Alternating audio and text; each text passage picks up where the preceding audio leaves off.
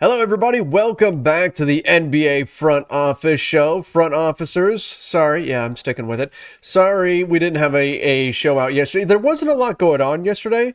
So Keith and I felt like, you know what, it was a good day to take a little bit of a break, a little bit of a cool down, and then we'd hit today fresh. I kind of enjoyed a little bit of a step away. I got a few things done around the house. Keith, how about you? I got nothing done around the house. I watched a whole lot of college Mm, basketball yesterday, but that was great.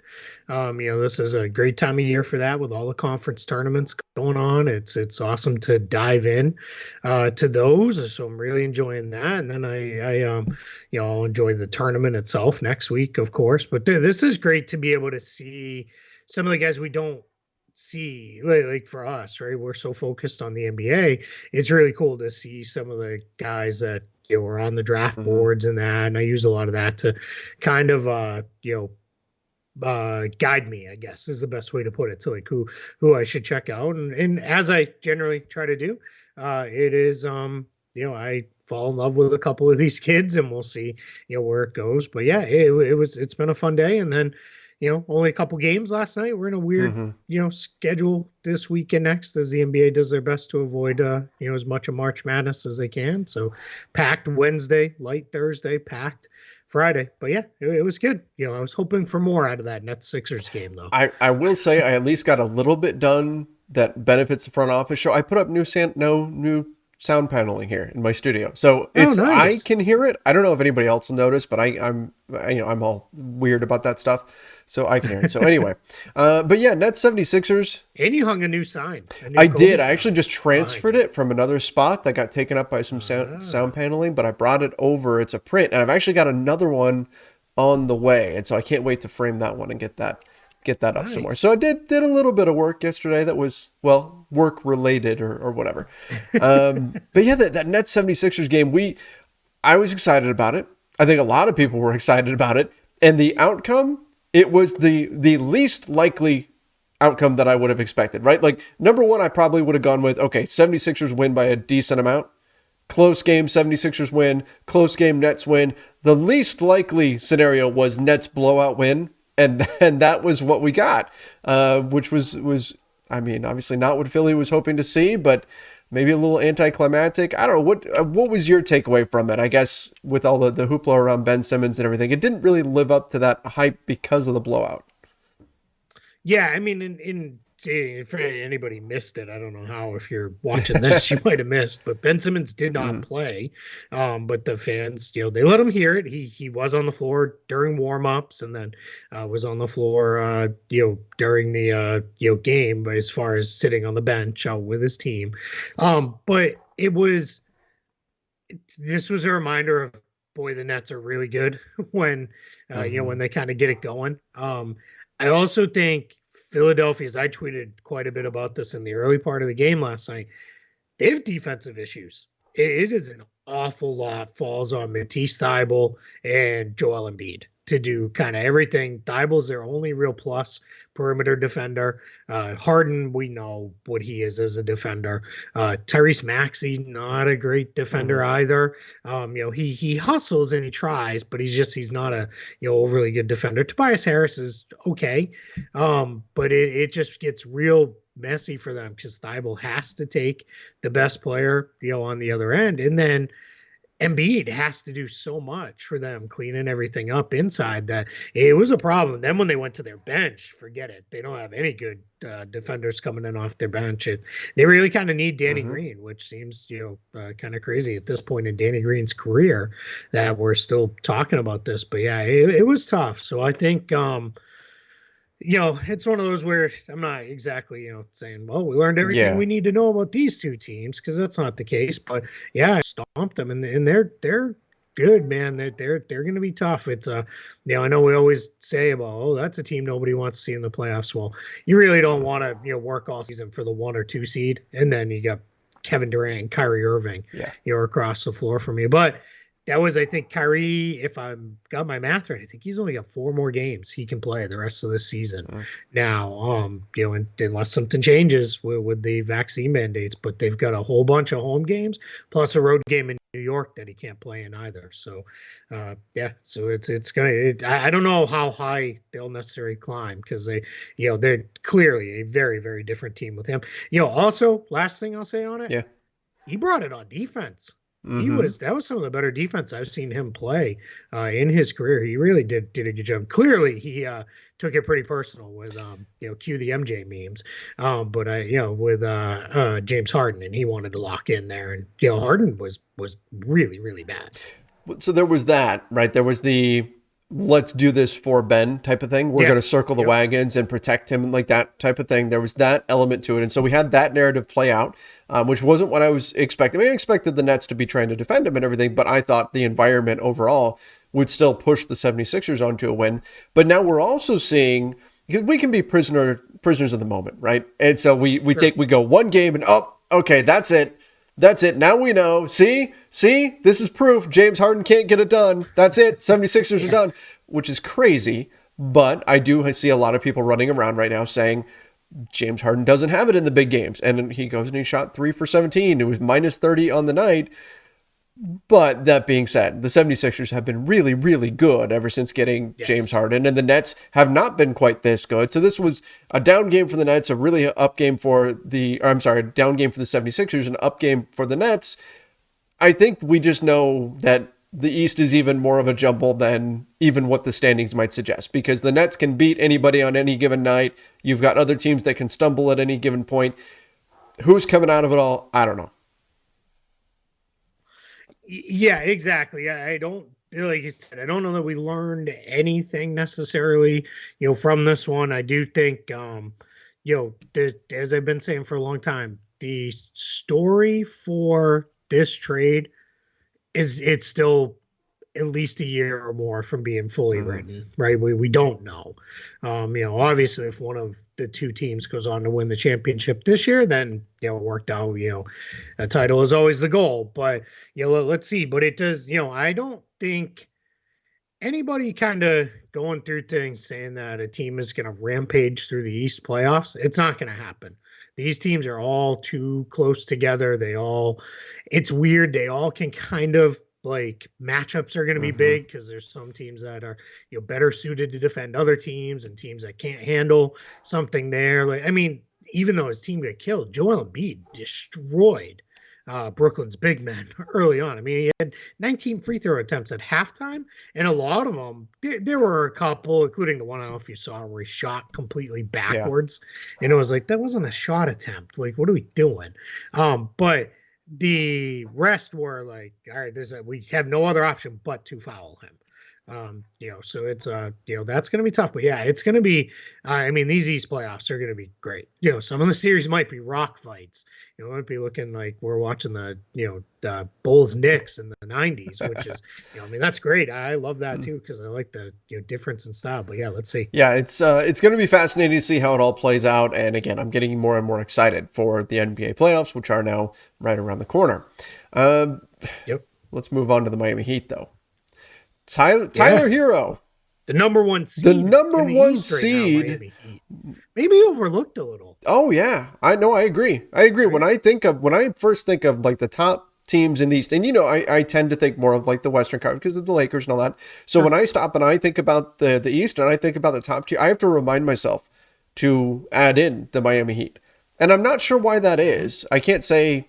Maybe it's just because we look at Jimmy Butler as a different superstar tier than like a Giannis or someone like that. I don't know though. The Heat for Maybe. whatever reason just don't seem to jump out at me. But yeah, here they are. They're the top seed. They've been playing great basketball this season. I think they're gonna be really tough to deal with come playoff time, and they might be ready to spend quite a bit of money on Tyler Hero this offseason. That was a story that came out today from Jake Fisher. Max contract for Tyler Hero? Is that where we're heading, Keith? It's funny too. I'll give everybody the peek behind the curtain. My initial thought when we started talking about this topic, I was like, yeah, that seems crazy. And then I got looking at the numbers. It seems a lot less crazy. I knew he was having a good season, but I didn't realize he was at 21 points per game, 5 rebounds, 4 assists. Shooting percentages are all pretty good, 44 from the field, 38 from three, 86 from the free throw line. He's up to a little over 3 attempts per game from the stripe, too. 32 minutes per game, despite the fact that he comes off the bench. This is one of those, he's more, rather than be your first reserve, he's like your sixth starter in a lot of ways for Yeah. Miami. But I think the bigger things with the Heat is, where are you going overall with your salary structures? Because you already have Jimmy Butler on a max, and Jimmy Butler signed an extension that'll kick in 23-24. And to be clear with Herro, he's got one more year on his rookie scale deal at 5.7. So we're talking an extension he would sign this summer that would start in 23-24. But Trevor, here's this that they would have on the books that year. Bam Adebayo, 32.6 million. Jimmy Butler right now probably going to be around 44, 45 million. We don't know yet. Next year hasn't settled, obviously, for that year yet. Then Kyle Lowry, 29.7 million in the final year of his 3-year deal. Duncan Robinson, 18.2 million. And then the max salary for Tyler Herro in that first season projects to be probably somewhere in the 31-ish million range. I don't think that's tenable to Yeah. have 3 max guys on your roster when one of them is Jimmy Butler, who will be in that season. 34. He will be 34 at the start of that Yeah. season. Like, that starts to get to be a little bit of where are we going here? And I think that leads to, by the way, this is all from Jake Fisher over at Bleacher Report. This leads to something he mentioned, something I mentioned during the trade lead up to the trade deadline is it's not a lock that Duncan Robinson stays on this team. And I think if you're going to max Herro out or come close, Robinson becomes a sacrificial lamb for you because you just can't have that many. You can't have that kind of money locked into 5 players. You can't build a functional roster behind it. And if anything happens, just look no further than the Lakers this year. Anything that goes wrong, it's all going to fall apart on you very Yeah, quickly. that's the danger when you have a top heavy team, when you've got all your salaries locked up in a few players, Yep. you don't have that kind of sustainability should you suffer any kinds of injuries or anything of that nature. I think there's 2 things, Keith, that are really important to remember when we look at this, because I think the general reaction, and I haven't been on social media a lot today, so I haven't seen how people are reacting to this. I believe, though, the general reaction will be disdain towards Tyler Herro. People will be saying he's not worth that. He's not worth a max. What is happening? Why would you give him that? I think there's 2 things we have to remember. We have to remember, number one, that not all maxes are created equal. There's a big difference between the different kinds of max contracts depending on years of service. So just hearing the word max, sometimes that can be infuriating because people associate max with Kevin Durant, LeBron James, right? All these top tier, Giannis, right? Those guys. This would not be that kind of a max contract. Nope. The other thing we need to keep in mind when we hear max contract is, again, there is this kind of knee-jerk reaction of a max contract, or a belief that a max contract is reserved for the top tier guys. And that's what a max contract, your 1A guy, that if that guy, this is the guy that leads a franchise that can bring you to a championship, that's who gets a max. No, that's not the way. In fact, those guys, your Jokic and Giannis and whoever, those guys are actually taking a pretty significant discount compared to what their production on the floor suggests they should get when they sign for a max. So it's not that those guys are worth the max and they're the only guys that's worth a max. It's those guys are being artificially restricted with a max salary, whereas the other guys that maybe aren't that 1A superstar that get a max, that doesn't necessarily mean that they are overpaid. It's more of a situation where the true superstars are underpaid. Yep. No, you're spot on with that. I mean, how many years running have we said if there was no max contract, LeBron would get 60 or 70 million dollars a year, right? Just because it's, that's just how this works. And in basketball is a little bit different than some of the other sports because one guy can truly lift you from okay team to good team. Sometimes if it's the right guy, he can lift you from good team to great team. with the one player. But yeah, and the other thing I'll add too is it's not always about how much you want to pay the guy. If you want to keep him, a lot of times it's about how much is someone else willing to Yes. pay the guy. And when you have a guy like Tyler Hero, a young scoring guard, if somebody else is lining up and saying, "Hey, we'll pay you $30 million a season on a max deal," well, then for the Heat, the whole calculus Hmm. changes because then you're either saying, "Are we fully believe he's not worth that, and we're going to have to let him walk," or we have to pay him that even if we're a little unsure because we want to keep him. And of course, there's always the side of, hey, we think he's worth that too, so we're just going to give it to him before anybody else can in an extension. So this is one I'll definitely have my eyes on. Anybody who follows me knows I've been running a series of articles over at Spot Track that's all about this off season's individual players. So one of the things that we do is we lock in on one player, and kind of say, here's all the different options for that player. The most recent one's about Zion Williamson.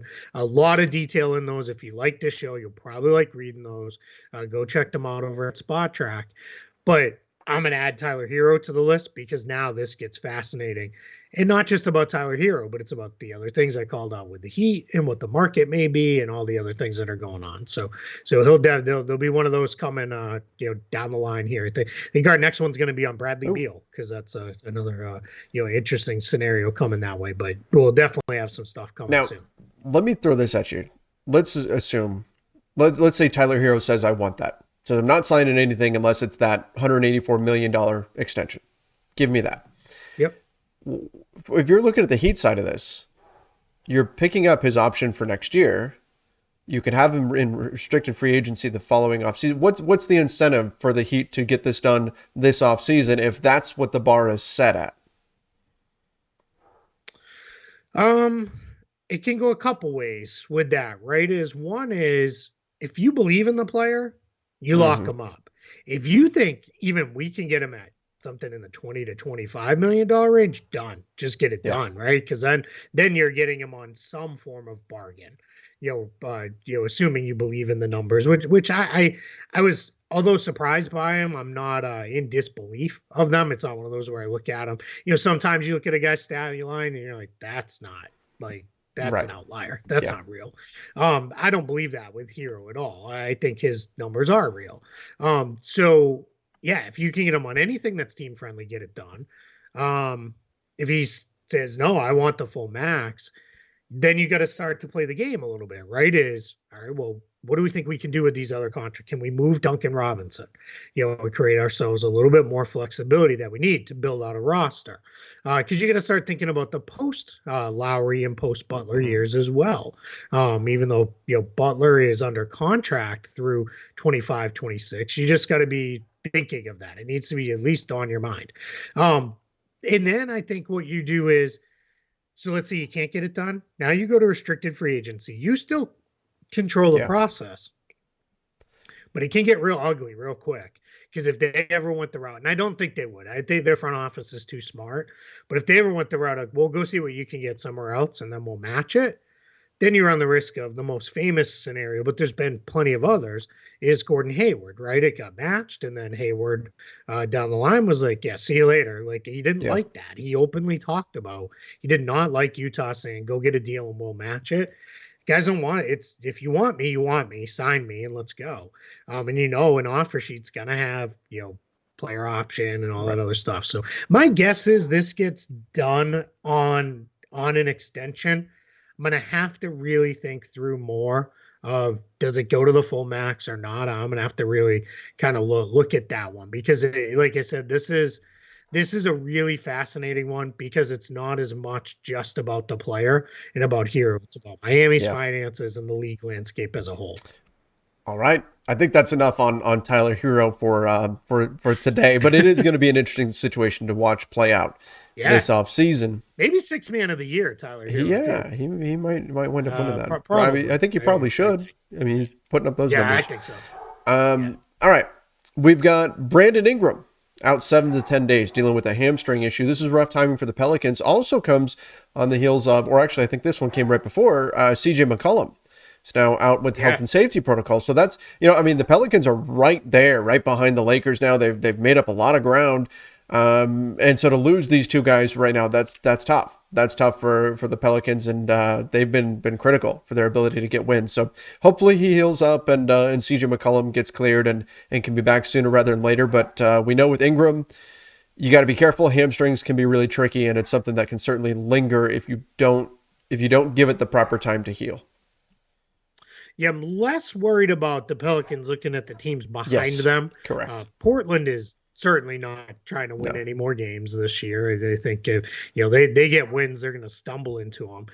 San Antonio and Sacramento, they just haven't been able to take advantage at all of doing anything. And I think there are a couple teams that are also pivoting towards. I mean, we're seeing the Spurs in situations where it seems like it should be a must win, are sitting 4 and 5 guys some nights still. So I don't think they're pushing very hard. And then the Kings are the Kings, and we're going to get into a Kings topic in a little bit here, but I think it is, though. If you're the Pelicans, you'd love to catch the Lakers for Get home court. 9 because you want to Yeah, host that playing game, right? You'd rather host it than have to go on the road and play, knowing if you win, no matter what, 9 or 10, you're going on the road for the second one. So you'd rather not have to win 2 on the road. You'd rather win at least 1 at home and then go on the road. And it's not. I'm not trying to be disrespectful of either team, but I don't think either one of them are catching the Clippers, or no, the never mind the Timberwolves. I mean, they're the Pelicans are a game and a half behind the Lakers, and they are 7 games behind that's the Clippers, which means the Lakers are 5.5 that's behind the not Clippers. disrespectful. That's just But math. I mean, yeah, well, that's it, right? I'm trying to. I know our audience. I'm trying to be nice, or at least a chunk of our audience. And yeah, none of them are catching the Timberwolves. I mean, that's 9 and 10 mhm. and a half games, so that's not happening. But yeah, so you're absolutely right. I mean, it is rough timing because that's your 2 best scoring options, right? That's the one thing this team does not necessarily always have is a ton of scoring. And now your 2 best guys are down and out. So they did sign Tyrone Wallace. He's coming in on a Mhm. 10-day. They signed him today. He was tearing up the G League. You may remember him. He was a guy who he was one of the first two-way success stories. He was really good, on a two-way contract and played really well for the Clippers. This is kind of just a funny aside. 4 years ago in the offseason, the Pelicans signed Tyrone Wallace to an offer sheet, and the Clippers matched it. They didn't get him, and finally, you Got get your him. man. So stick with it and you make it happen. But we'll see what he does there. But it's going to be a Mhm. lot of Devontae Graham, a lot of Jonas Valanciunas for the next little bit. A lot of just kind of running. The old school point guard center based offense until Ingram can get back and McCollum can get back. Yeah, and that's going to be it for the Pelicans. We'll see what they can do, and hopefully those guys do heal up as soon as possible. The Cavs have signed Moses Brown to a 10-day contract, which makes sense with Jared Allen being injured. Moses Yep. Brown, interesting young player at the center position that can fill in some minutes there for you. So I think that's a worthwhile look for Cleveland just to give it a shot there, and hopefully Jared Allen can get back before the regular season. But I did see some stuff Mm-hmm. that there's some doubt about whether or not he will actually get back before the end of the regular season, but we'll see. Yeah, that one says to me it's. I'm definitely not using medical terms here, but it sounds like that is a bad broken Hmm. finger versus like A good broken sometimes finger. a broken finger is not. Yeah, I don't want to say a good one, but a not as Hmm. bad broken finger. Because if it's going to keep them out that long, that is pretty worrisome. One on the good front is they had Tim Frazier on a 10-day when they were down basically almost all their ball handlers. And remember, Darius Garland was running through a Hmm. back injury. Well, Darius Garland is now back, and I would assume they feel pretty good about his ability to stay healthy. Karis LeVert's getting close. Rajon Rondo is also back. So my guess is that's the good news for the Hmm. Cavs. Their backcourt is healthy. So they felt like, we can let the veteran point guard Tim Frazier go, and then we'll go get ourselves the big man to replace on this 10-day. And we'll see what Moses Brown does. One thing I want to jump back to the West just because I want to make sure we Uh-huh. note it. Congrats to the Phoenix Suns, first team to That's clinch a right. playoff spot. very very first team, so they're in the playoffs, and we're not we're only maybe another From and a clinching half away first. from them clinching the number one Yeah. seed. Dude, they're up eight and Whew. a half games on the Grizzlies and Warriors, who are now tied for the 2 and 3 seed. So that's man, the Suns just keep rolling Mhm. on, just keep doing what they do. Yeah. Almost no matter who's out, right? They just plug guys. I mean, they're 7-3 in their last 10. I think all of those maybe are pretty close. Didn't have Chris Paul, and a whole bunch of them didn't have Devin Booker. And the last couple didn't have Cameron Johnson either. And they just keep winning games. They are. They're the best team in the league. It's I feel most confident. I say this all the time on radio appearances and stuff. If you made me pick any one team in the NBA right now that I feel most confident would go to the NBA Finals, I would pick the Suns without hesitation. It's a testament to how important continuity is and how important finding the right pieces is and then sticking with those pieces. Yep. Because they've done that. And you can see it when they're out on the floor. Like they've been together long enough to where when things start going south, they know what to do in order to dig Yep. themselves out. They know where they're going to find an open shot. They know where they need to be in terms of their defensive rotations and everything because they've had so much time together. Part of that is, health wise too. They've been relative now. Chris Paul obviously hurt right now and all of Devin Booker, Sure. but for most of the season, they've been pretty healthy. And so they've gotten so many reps together. This team just knows they know how to play together, how to get wins, how to get it done. And, yeah, I think you're right. If I had to pick any one team to win the whole thing this year, it would be Phoenix. But as we've said, this is also one of those years where there's like what 6, 7, 8 teams that you could point to and Yeah. say these teams all have a shot. Oh yeah. Yeah. It would not. If I was like, if you made me go through and like assign percentages to teams, I wouldn't assign them all that high of a Hmm. percentage. But yeah, I mean they're just really good. And the other thing is too, they don't beat themselves. Yeah, Right? They're just if you're gonna beat them, you have to go beat them. I think they are.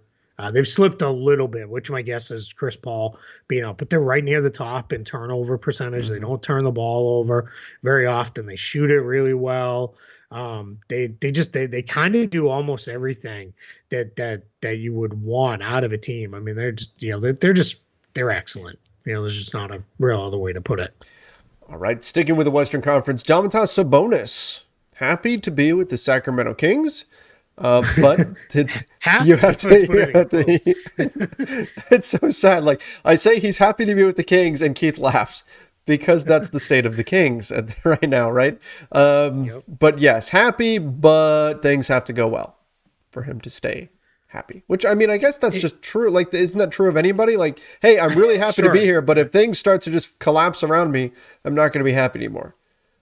Right. Yeah. I'm happy in my marriage, but if it goes to crap and we start fighting every day, well, maybe I'll look for a different marriage. Right. I mean, I guess it is very true. Right. I'm This is happy in my career, but my boss starts making me work, 12-hour days without overtime. I'm probably going to look for a new job. So, confirmation that hey, Keith's wife is not in the room for this show. she is not. She's not, but she would know. Trust me, I can tell. I will tell the front officers, front office nation, whatever we want to call it. If it was going to go one way or the other, it would go the other way. It would not be me initiating divorce proceedings. She is the most patient woman in the world.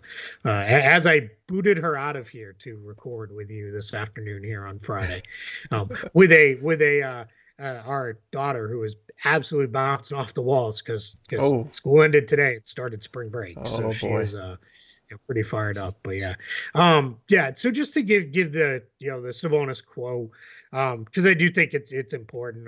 I'm excited. I'm excited about the whole journey.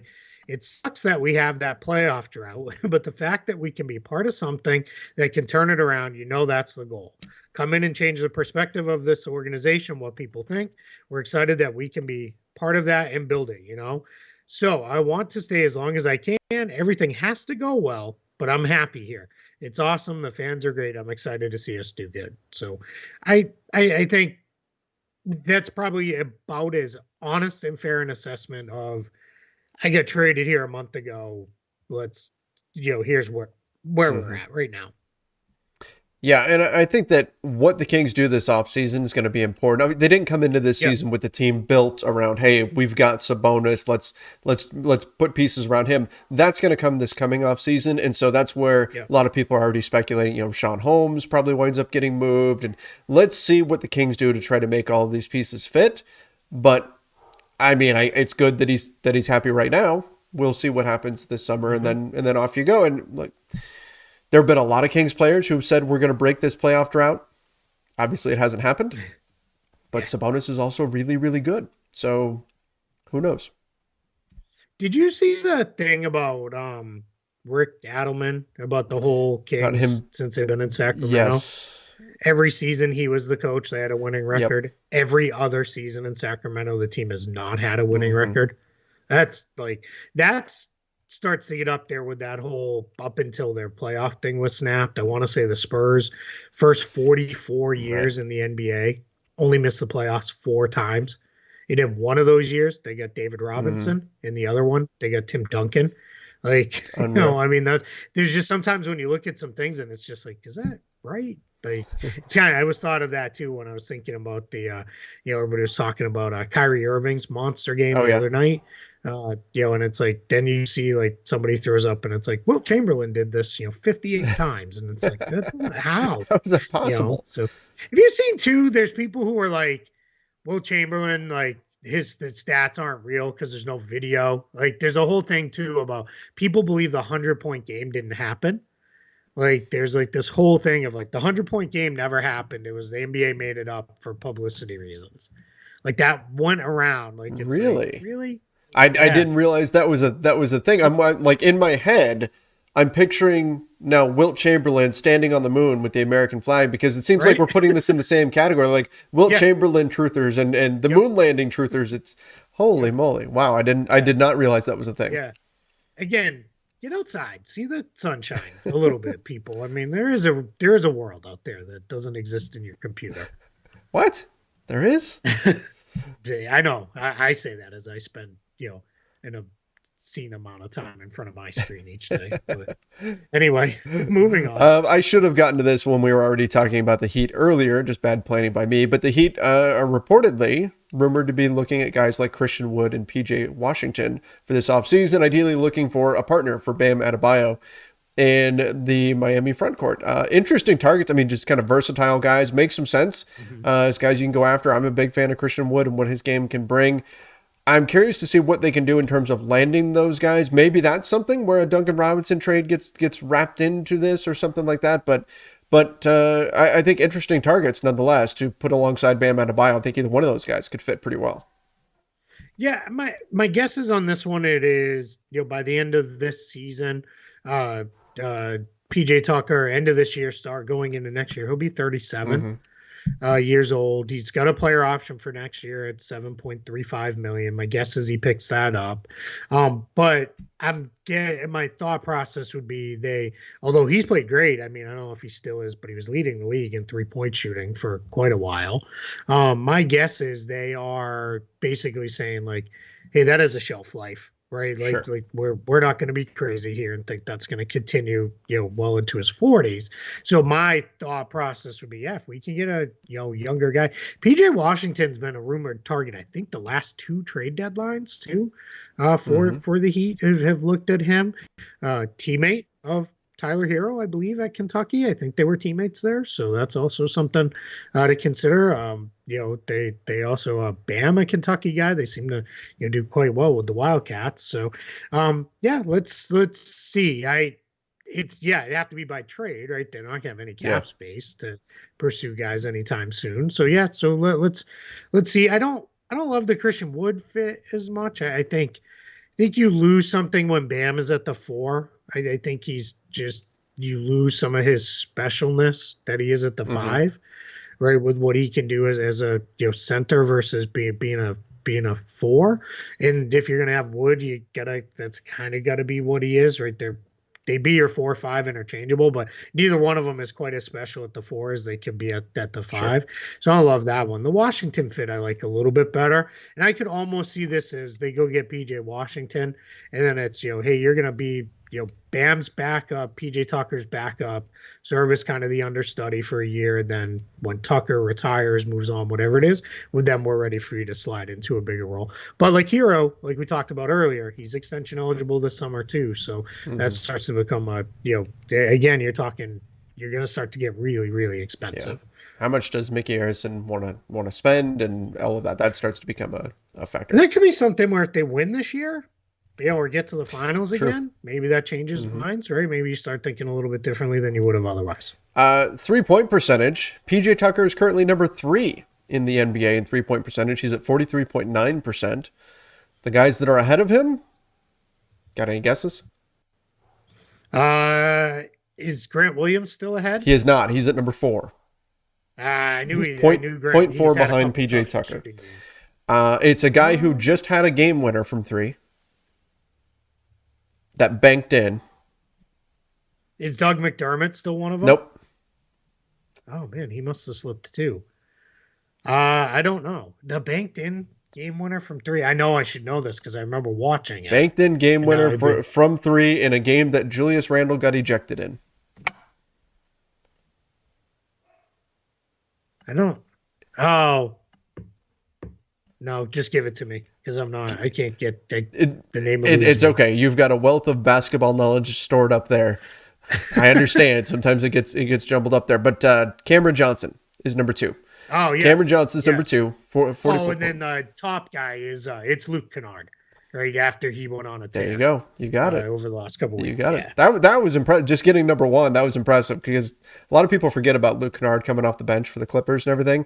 I thought that was the one you weren't going to get, was number 1, was Luke Kennard. Yeah, he went on a tear over the last couple weeks, I think. He's really moved up. But yeah. How about Grant Williams, though? 4th? That's pretty good. Oh, yeah. Pretty good stuff. Absolutely. Absolutely. I've got Lakers fans telling me like, hey, let's, whatever Grant Williams has been doing, let's get somebody to do that. Yeah, he shot 49% from 3 in the month of February, Grant Williams did. And he's at 40% so far in March. Crazy. Yeah, so I pulled up Luke Kennard while you were talking there. This is just since I'm going to go 1 game before the All-Star break. He went 8 of 9 from 3, 5 of 8. And he had a couple tough ones, 1 of 7. Well, 1 of 3 is not tough. Then 3 for 4, 3 for 5, 3 for 8, and 4 for 7. So yeah, have yourself a run here, Luke Kennard. He's shooting 52% in February and 52% in March. Wow. Yeah, that's crazy. This is probably his best year. Oh, yeah. Considering a couple years ago for the Pistons, he scored more points, but it was only over 28 games. And he started a bunch and played a lot more minutes. He played over 5 more minutes per game. So, I mean, I know we say this a lot, but boy, that Clippers team looks like they could be really good next season. They certainly do. I mean, they certainly do. Healthy Norman Powell, Kawhi Leonard, Paul George. Whew, that could be very good. Yeah. Keep Robert Covington, Marcus Morris. Yeah.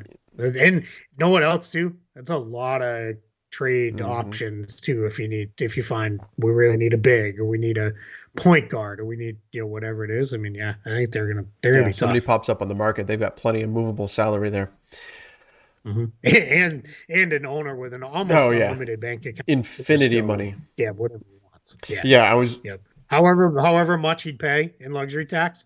He just made it. I was joking because know. Reggie Jackson made some comments lately about the Clippers being the heart of LA, and of course that generated a stir and all that. And so we were talking about it on the Lakers Nation podcast last night, and I said one of the things you got to consider, like Steve Ballmer has infinity money. Like the Lakers just made a decision to not bring back Alex Caruso in part because of money. Steve Ballmer went, "You're going to give me Norman Powell and Robert Covington, and all I got to do is pay for them." Cool. Let me go check my couch cushions. I've probably got it in there, right? Like that's exactly. that matters. That matters. So we'll see. Heart of LA though. Yeah, that's going about 58 bridges just too far. If you're Reggie Jackson, BC guy. I love Reggie Jackson, but yeah, I mean that's a bit much. Let's not get crazy, Reggie Jackson. Let's stay on planet Earth. Man. Here. Chill. Yeah, I mean, what the Lakers would have to be. Like this version, because I mean we've talked about it, right? Lakers fans do not this like is the least liked Lakers team probably ever. They'd have to be this for a decade while the Clippers won every title, and then maybe people would be like, all right, I kind of like the Yeah. Clippers. Like maybe, right? I mean, and that's neither one of those things is obviously happening. So let's pump Hmm. the brakes a little bit. But I mean, I'm all for, we saw it last night in that Sixers Nets game. Give me more rivalries, Yeah. right? Give me those, especially those regional rivalries. We can get those things cranking again. I mean, the NBA, that's when the NBA We're is too at their best. nice. We've been too Yeah. nice in this league. Yeah, I don't need, guys. I mean, I don't need Kevin McHale clotheslining Hmm. Kurt Rambis, but let's get guys like when KD and Joel Embiid were going at each other and chirping, and I criticize NBA officials a lot. They did great. They just let them Hmm. go. And it didn't get physical. It was just two guys yapping. It was awesome. And then and then KD came down and felt like made a million jump shots He and was on he was never automatic. gonna miss. Yeah, it was just unbelievable. But yeah, sorry, that was just a little side. It's It Friday, is. right? That's what we do on And I Fridays. was just thinking, I should have had something better saved and reserved to finish off the show with, but all I've got left on our notes here is Cam Reddish out for the season. So that, Well, that yeah, sucks. that's not a great one to finish on. But Yeah, yeah. I mean, that's tough too because he was starting to get some minutes yeah, for them as well. I think the Knicks were starting to maybe realize, hey, we should probably look a little differently here. But they've won three in a row. They're kind of hanging around the back end of the play-in chase. It doesn't seem like the Hawks or Hornets are overly interested in putting this thing away. They hmm, should have, by now. And Wizards and Knicks are just kind of hanging around there, just enough to stay interesting. And with those two teams, I think they both would like to get into the play-in if they can, even if they probably yeah. shouldn't. You should probably just take your step back and take your draft pick. But yeah. Well, that's that's it for today. Heading into the Yeah, weekend. That's all I've got. I don't really have much to add on Cam Reddish. And the Knicks, they're one of the teams that's in the hunt. I don't know if they actually catch up, but we'll see. yeah. We'll see. Kind of don't want them to. I think the Hawks and Hornets are Yeah. more Hmm. interesting in the play-in than the Knicks or the Wizards would be. But I mean, I just kind of want to go. Let's go into the last week with the 6, 7, 8 spots in each conference, and then the maybe 9, 10, 11, 12 in each conference. Like if it's tight, like that'd be Yeah. awesome, right? That's what we want. We want these tight races because I think seeding in general is going to be super, Hmm. especially in the East. I mean, we're down to 4 games separate the Heat in 1 and the Celtics in 5. So that's I mean that's a bad week in a good Oh yeah. week away from Talk being a about completely different that's a conference. hamstring So strain away from massively changing the entire seating, right? you got a little late breaking news. You Oh ready? yeah. Huge league Oh. changing. The Rockets have decided to guarantee the salaries for Garrison Matthews and KJ Martin for next season. Oh. There you go. Not league changing. I was being There you go. facetious, Yeah. obviously, but that's good. I think those are good. Uh-huh. Good good good moves by Hmm. Houston. Right? Those guys are both I mean Garrison Matthews should have taken that long No. anyway. And Mm-mm. thankfully now he's there for good. And then yeah, KJ Martin, that's good for him too. I like Yeah. KJ Martin. He's tough. He does have a little bit of his dad's game, right? I mean, he wants to dunk on everybody. Right. That's true. He's I was gonna near the say rim. he shoots the three at a much better level. Yeah, But yes, you're right. yeah, and he's not quite as mean as his No. dad was on defense. But I mean, he's like he get if he can put you. I was gonna say put you on a poster, but I guess that's not really a thing anymore. If he can gift you, he's gonna get you. I feel anytime Kenyon Martin gets brought up, I feel bad because he was a pretty good player, but I can't hear the name Kenyon Martin without going, God, that was an awful draft that year. Oh, Just brutal. terrible. Yeah, Just horrible. terrible. Yeah. I mean, he got drafted number 1 overall after tearing his ACL like 2, 3 Yeah. months before the draft. This happened I think it was in the conference tournament that he got hurt for Cincinnati Uh, that year. So yeah, yeah. One other thing too, a couple people have asked, We will do this year. We didn't just last year. Everything was thrown off. It was also still everything was so compressed and Yeah. all that. This year we are going to effort to have some draft Yeah. people on ahead of the draft so that they can kind of fill us in and help us understand. Well, obviously we're starting to learn some of the names and study these guys a little bit to understand as we get to the draft. But we'll have some people on who that's what they do. Between Trevor and I, we've got some pretty good contacts of folks we can get in here that'll really educate. So we'll get into that and we'll learn about it right along Hmm. with you guys watching and That's listening. right. That's right. A lot of things in the works coming up for the NBA front office show. I think Yep. we can head off into the weekend now. Front officers, thank you for joining us. Make sure you do subscribe right here to the channel. Don't forget to turn on notifications. If you're listening to the podcast version, give us that 5-star review over on Apple Podcasts. Really does help us out. And leave us a little comment in there. Let us know what you think about the show and all of that. We certainly Yes. appreciate love going through there and reading those. And then if you're over on Spotify, that review there would help as well. Hey, we did get a couple more iTunes reviews Awesome. too. Yeah. I saw that a couple more people jumped in there, so that's always cool. Thank you guys for that as well. That is helpful. I don't well, one I don't know that it's necessarily appropriate to read, so I won't. It was nice and it made me laugh, but I don't know that. But I will read this one. I don't know how to read the name, so I'm not going to do that. But it says Trevor and Keith do a great job of covering NBA news, rumors, and possibilities in an era full of hot takes. I enjoy their level-headed, informative, and factual show. These two love their respective teams and the sport as well. So that is I That's think that is accurate. understanding the mission, right, of front office show. So we very much appreciate that. I will say this too. I'll have it up some point, probably on Monday. I'm going to create a bracket Oh, group. If people want, I'll do it over on ESPN's Tournament Challenge. Jump in. I'll just call it the front office show Tournament Challenge or whatever. There's not going to be any kind of prize beyond bragging, rights. But if well, if you win it, I'll promise we'll give you a shout out you on can here. fire off a couple hot takes, and I will make sure I will read them on the show, provided they're appropriate. There, but that'll be the prize. You'll get your little pseudo guest spot on front All office right. show. We'll you fire it off. So I'll have that out there, and you guys can watch my horrible takes as I pick every school from New England to go way further than they probably should. I like it. I like it. I'm looking forward to that. With that, everybody, I appreciate you coming in. Have a great weekend. See ya and stay safe.